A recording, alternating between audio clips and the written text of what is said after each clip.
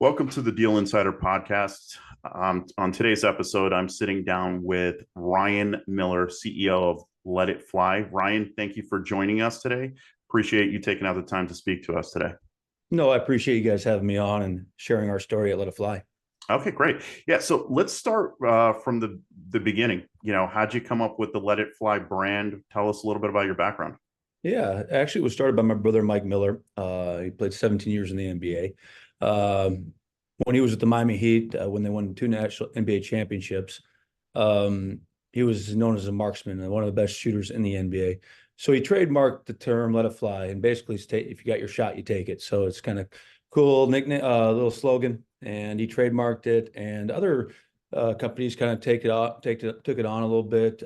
It's used in sports world quite a bit, not only in sports, but just, the slogan itself is just, there's an opportunity in front of you, take it. And so he trademarked that while he was with the Heat. And then through that trademark, he's branded the Let It Fly Sports Bar concept. And I've been there every step of the way with him, taking it from an R&D little mom and pop store to now a very visible, very event-oriented centric sports bar with a lot more than the normal sports bars, particularly with innovative podcasting and sports podcasting that goes into it. So very cool concept. The story, starts when he was playing with the Miami Heat, and it's grown to a pretty big thing. Okay, great. I guess, sports bars, and obviously I think his celebrity obviously helps with the brand recognition and so on and so forth. It's a great name, Let It Fly. What is the biggest differentiator in Let It Fly compared to, let's just say, all the other sports bars that are out there? Yeah, because there's like a million of them out there, right? Yeah. Well, our biggest things we try to make when you step into one of our Let It Fly places, it's an event. We have podcasting events going on where local and national podcasters come in and do live podcasting. We have a state-of-the-art studio that's in there. And then you can't forget our AV, our audio video display. We have a 10 by 40 LED in the one in downtown Omaha. And, it's really to bring wow factor when you come in there to watch a sporting event or your local sports event, national sports event, Super Bowl, boxing match. So it really brings the touch and feel aspect of almost being at the event when you walk in and Let It Fly, where typical sports bars don't have that aspect. Or, we've kind of elevated our food too. We hired a chef out of New York City that's was the managing director of the Tao Food Group for a while in their food service, John Villa, and he's designed our menu. So it's a step up, I would say, of most common sports bar where you go in and get a bunch of fried food and watch a small TV screen. It's more of an event and more of a place where it's a community hub. Got it. What do you think is the target market for your sports bar? Yeah. Yep, I would say we really try to go into event centric places as we expand.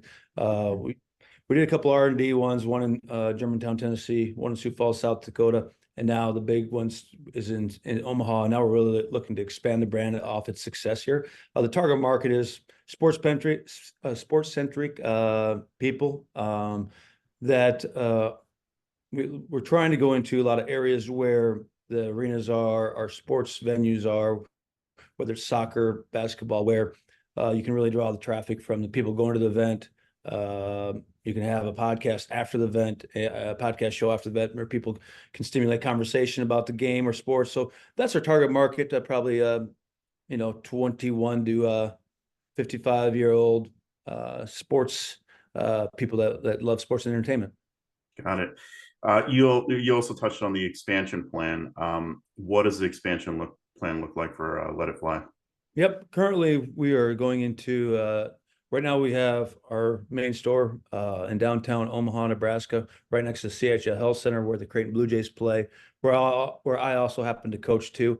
Then we're going to West Omaha, and part of the expansion plan too is get into real estate as we go into this. So purchasing a 2-year-old apartment complex which has 2 retail centers. We're going to occupy the main anchor of the retail center to expand out west, and then to go bigger and grander, we're going South Haven, Mississippi, just right outside Memphis, and there's other places that look like Nashville, Tennessee, and Las Vegas, Nevada, in the horizon as we grow the brand and really look to expand what we're doing here. Okay. Have you guys faced any major challenges after starting your first location, and what's been the biggest challenge for you guys thus far? Well, the biggest challenge is navigating COVID, like probably the rest of the world, because we really expanded from a mom and pop store to where we're at today through the COVID. So just managing those COVID hurdles as far as in the hospitality business and with supply chain issues. But we got those things managed, worked through them, and working for 15-20% gross margins, and the store's doing quite well downtown. So we think expansion will be really good. Great. Yeah. So I think we have a pretty good idea in terms of the Let It Fly brand. Why don't you talk about a little bit about yourself? Tell us a little bit about your background. Yes. Coached Division I basketball for 21 years now, which kind of led me all over the world. Coached in Memphis, Tennessee, UNLV, Las Vegas, Albuquerque, New Mexico with New Mexico Lobos, TCU in Fort Worth, Texas. So all these stops have kind of seen all the other places and other locations where people congregate for these events. And the sports bar concept with Mike's Let It Fly and his brand that he created, not only with obviously the sports bar, but the merchandise, there's a merchandise component to it too, has really expanded. So me being able to navigate the sports world as an assistant basketball coach at the highest levels have really let me get into communities where these Let It Flies are needed, and where Let It Flies work, because I coached at Auburn too. You go to Auburn football game, and there's 100,000 people there at that social event for the whole weekend. So being able to create an event-centric place where people can congregate, talk about their favorite teams, it was pretty. I've been made pretty aware of where to go, where to see, and that's kind of what we did here in Omaha right now. Is we took the Let It Fly sports bar and put it right in the city hub, right by where the Creighton Blue Jays play, and they average about 18,000 fans per game. So we're able to draw on that traffic, expand the brand through the local sports teams. Great. Obviously you touched on your, background in terms of coaching for, 2 decades plus. I guess, how do you compare that to entrepreneurship? What are the differences?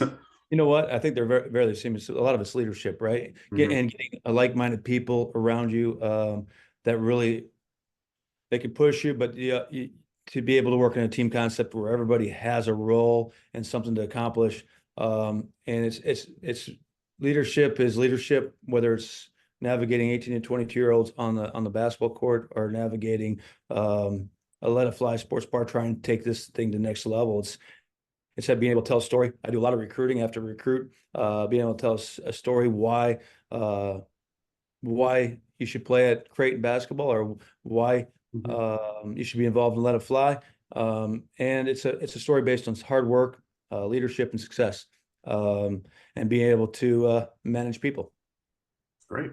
Yeah, no, I think there's a lot of similarities to it. Obviously establishing the culture, the Let It Fly brand, if you will, has a lot, significance to it, from, your brother's career. And I guess, from that standpoint, what's the culture that you're looking to establish for, anybody that wants to, possibly wear the merchandise, come to the brand, the employees? What's the culture that you're looking to set for the? For sure, we're trying to look for diehard fans, number one, that believe in the brand, and we try to deliver the best in food and service of any sports industry out there, and by doing that, it takes a lot of hard work, discipline, and passion what we do, and those three things are probably the biggest thing. Work hard, have a lot of passion doing it. Are very key vital roles in what kind of culture we're trying to emulate here. The same thing when we go on a basketball court, when my brother Mike was winning NBA championships, doing it with teamwork, doing it with passion, knowing your role, and being able to succeed at your role at the highest level. And we've been very lucky to be able to hire some really good guys. Al Lopez, who is managing director for us, has many years in the hospitality business. Chef John Villa, I said he's our corporate culinary chef. And then our AV team's we do a lot of our in-house AV, all in-house, which media, marketing, podcasting. They do a heck of a job. So we were able to hire a good team and be able to give them roles and be able to accomplish those roles. Yeah, I think one of the biggest things that stands out to me is the whole concept of adding the podcast dynamic of allowing people to film their podcasts at your establishment. How does that whole process look like? If, for instance, if you have somebody that, has a sports podcast, entrepreneurship podcast, how do they, come to your establishment? What's the whole process look like? Yep, we do one of two things. We either rent out the studio, which we do successfully, or we participate rev share with their advertisers because we produce it all. So so anybody, if I want to do a podcast and I want to do it there, our production team will do the podcasting, and they either pay a service for that or we do a revenue share on top of that. So I guess the biggest thing that is pretty innovative in your situation would be the whole concept of having the podcast at the bar. Walk me through how that whole process looks like in terms of having a recording studio, at the sports bar. You bet. Well, we wanted to have an interactive environment for our customers. So to be able to have that interactive environment and with the way digital media is being passed on these days, and not only that, being able to market our product, Let It Fly Sports Bar, we'll do a lot of internal podcasting where we'll have local and national sports stars. We'll also bring in other podcasters. Actually, I'm in the podcast studio right now, in the one in downtown Omaha, that we will replicate other places. But it really brings in more than just a sports bar. It creates an interactive environment with local sports celebrities, national sports celebrities, and also can be used as a rental place. Like during the events here in Omaha, there's the NCAA College World Series. A lot of people will rent it out to do their podcasting, whether it's Barstool Sports or those type of entities. Got it. So I guess now, you obviously started with talking about the expansion plans. In an ideal situation, I guess, what is the ideal partner or investor that you would be seeking to help grow the Let It Fly brand? Yes, someone that's, has a lot of energy, has a lot of passion, number one, for investing and community growth, and has some interest probably in sports too, and that concept. But our vision of expanding is done through three phases, really. There's the restaurant hospitality phase, there's the media phase, and then there's also a real estate component. And that's how we're really trying to grow this. Get into city centers where there's high volume people, entertainment areas, and just create a lot of excitement and be able to grow the brand locally here in Omaha, then nationally in a couple different locations that we have pinpointed out. South Haven, Mississippi being one, Nashville, Tennessee being another, and Las Vegas, Nevada being a third. But really setting our roots and grounds here at Omaha and branching out here. It's a strong investment community, and it's a strong sports community, so it's allowed us to really get a foothold here in Omaha. Got it. What's the 5-year plan look like? The 5-year plan looks like we're just built downtown Omaha, which has done incredibly well in just over 6 months. It's done over $2.5 million in gross revenue in 6 months of business. Expand out to Western Omaha, into a city center out there. And then there's another place in Omaha where we're looking at, La Vista City Center in Omaha, surrounding community here. And then South Haven, Mississippi is the next one that's already started. We're building the actual building right now. And then Vegas, we have some opportunities that we're looking to go in there, and then Nashville from there. That's probably the 5-year growth plan. With the 2 stores in Omaha, we believe that we can do over $10 million in gross sales, operate at 15-20% margin, and then there's also a real estate component on that where we'll own part of the real estate. That one in Omaha, here West Omaha, is a 77-unit apartment complex with 2 retail stores, and we'll be occupying the main one. We'll be the anchor tenant, and that's kind of that's the vision, I guess, as we go forward. It's go to city centers, own real estate, own our own media, and be able to serve great hospitality. Mm-hmm. Now, with the Let It Fly brand, are you also planning to have a media component to it? So you kind of alluded to producing some podcast shows. I guess, what does that whole strategy look like? Right now, we're using it as a marketing tool. The long-term goal is to expand that too, to use it as a multimedia company, where we already do produce our own show, but a lot of it is to bring in local celebrity athlete celebrities and whatnot, to really create marketing and create buzz, which we've been able to do quite well here in Omaha. So we host our own show. It's called the Let It Fly Show. We'd keep doing that. And as our brand grows into other markets, really make that into a media company in its own right, as we grow the show into different markets. Got it. So I guess to end things, what do you think the biggest thing that a potential investors should consider when potentially looking into investing into Let It Fly? Yep. Well, the main thing is the hospitality component. We're going to deliver one of the best sports bars, bar none, in the country. There's no question about that. Best food, best service, and we're going to operate within strong margins while doing that. Our goal is 15-20% or higher margins. And then while we grow that brand, be able to strengthen and hold real estate within that brand, and ultimately be able to create multimedia, whether it's social media, but more importantly, YouTube and podcasting, where there's potential to have great growth there. Okay.